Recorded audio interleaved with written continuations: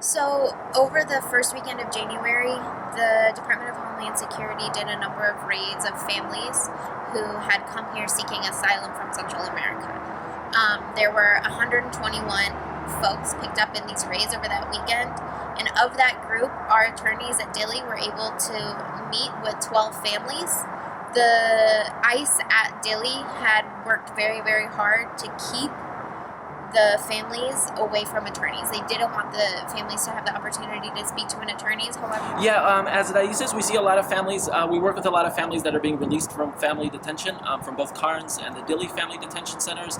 And the big problem that we're facing is there's so much resources that are being dedicated to ensuring that the family's rights are being respected inside the family prisons that they're being held at with their kids.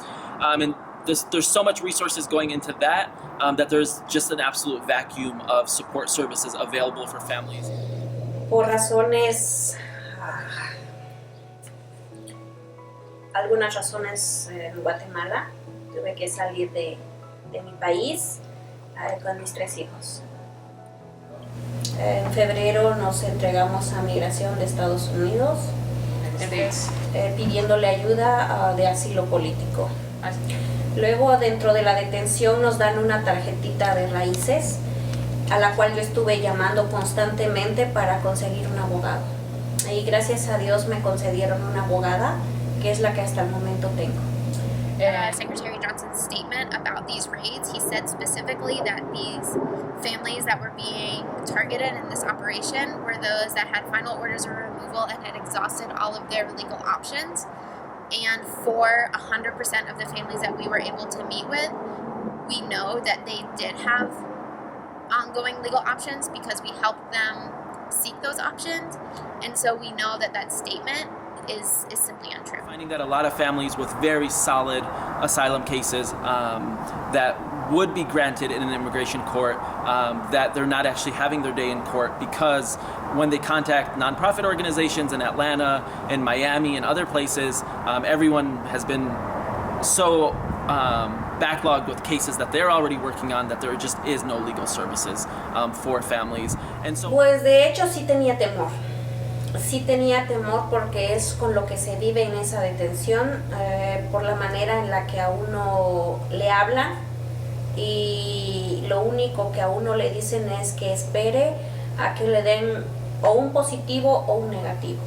Y pues le doy gracias a Dios que acaba de llegar mi permiso de trabajo y pues emocionada porque también tengo y sigo teniendo el apoyo de Raíces.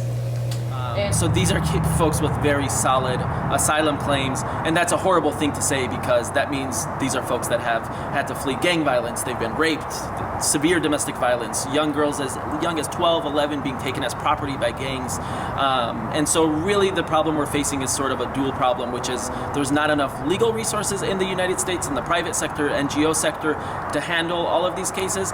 And the second problem to that is our immigration laws here in the United States, probably purposefully, are not adequately set up based on the violence that folks are fleeing. Our laws have not caught up to that. Any deportation to those 3 countries is risking someone's life. That the system is set up against the families. It's very difficult, and really the only solution to all of this is for the Obama administration to reinstate temporary protected status for Guatemala, El Salvador, Honduras, because there is no other way to address the situation, and the administration knows that no amount of detention has deterred migration because it's forced migration, it's not voluntary.